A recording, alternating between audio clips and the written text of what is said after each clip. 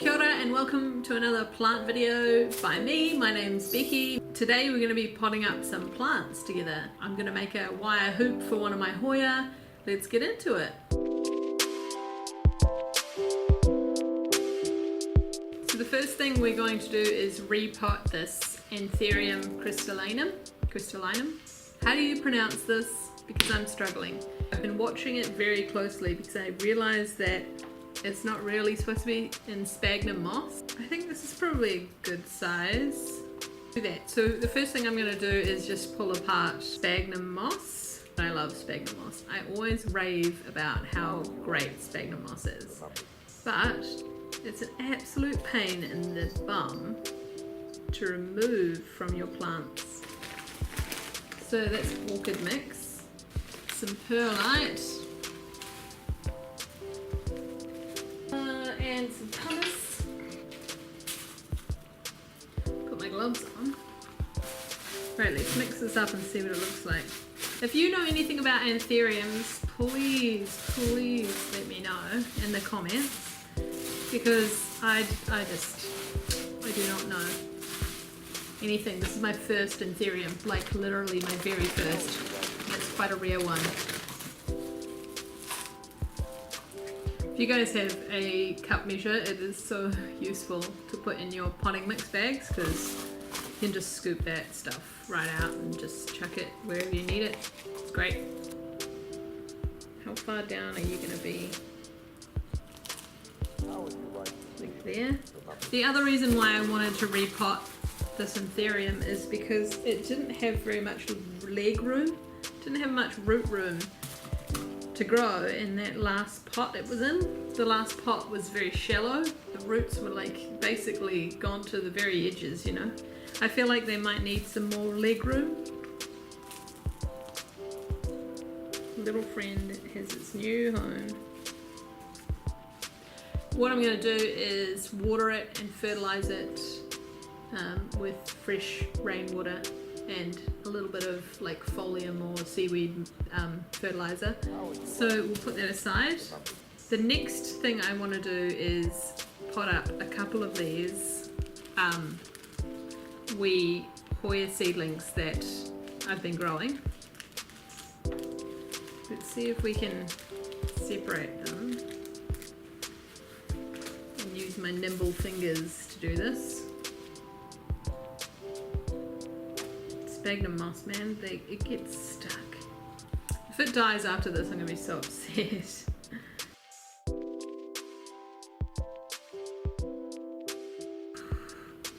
So stressful. Its roots are so tiny.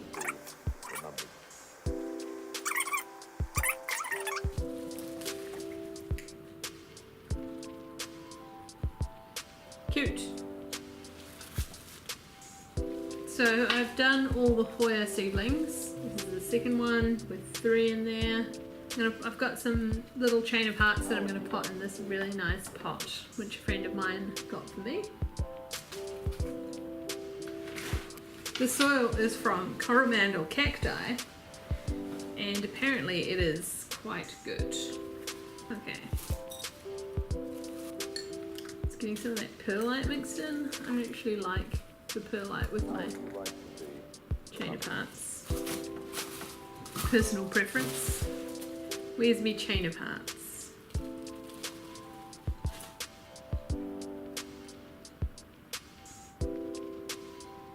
Oh yes, that's what I want to see. Lots of fat chubby roots. How would you like to be remembered?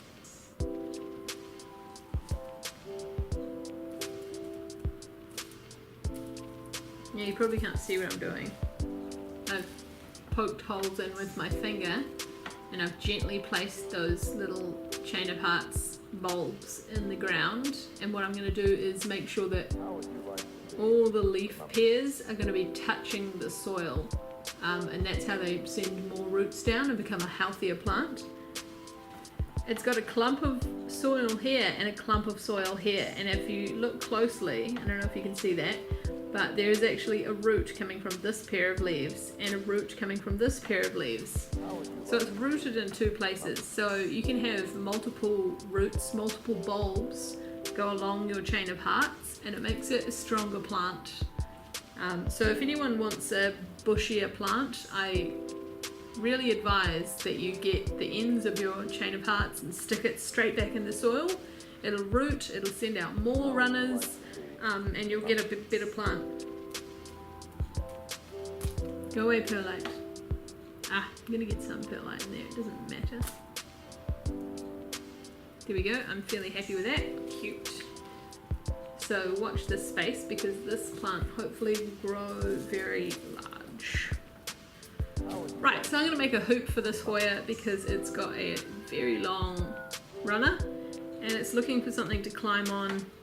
It hasn't found anything to climb on, so I'm going to give it something to climb on. And this wire is leftover from our uni days, so I don't know what gauge it is or anything, but honestly I'd just go to the hardware store, find a wire that looks thick but you can still bend it with your hands, and that looks thin enough that you can actually cut it with a wire cutter from home. Buy some wire cutters. You just choose how long your hoop's going to be. I don't want it to be too big, I'm just going to eyeball it. And then use your woman powers, because you're very, very strong. Right, so this is my wire. As you can see, it's still curly, so I kind of like that arc it's got going. Or do I want a smaller arc? Do I want it like that? And then I'll straighten out from down. What I did also with one of my other ones is I found a bowl that I liked the size of, and I put this loop around the bowl and I stretched it out and curved it around that bowl as well, so you can go that route as well. That's kind of what I want. I think I want to shorten these wires a little bit. Just gonna eyeball it, and I just want like maybe that much taken off. Again, use your like powers, your strength powers to cut the wire. I haven't been able to cut it right through, so what I'm going to do is bend it backwards and forwards until it just snaps off like that. All I'm doing is pushing this down into the soil. It's not going to damage the roots too much. Now I'm just going to gently, very gently, bring this through. I'm making sure I'm not touching any of those buds because they're so delicate. I'm going to wind it round a couple times.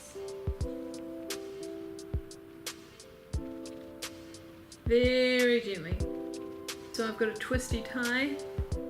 Gently twisty tie this on. Do not put your twisty ties on too tightly. Like so gentle with these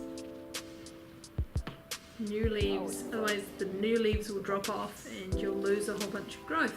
And what I'll probably do is train it up and around this a bunch of times. If I really get stuck, I'll put it in another wire hoop that'll go around this side, and when it starts growing again I'll twist it around there. Yeah, and just make sure that your kids don't swallow the little bits of metal that you have lying around the house.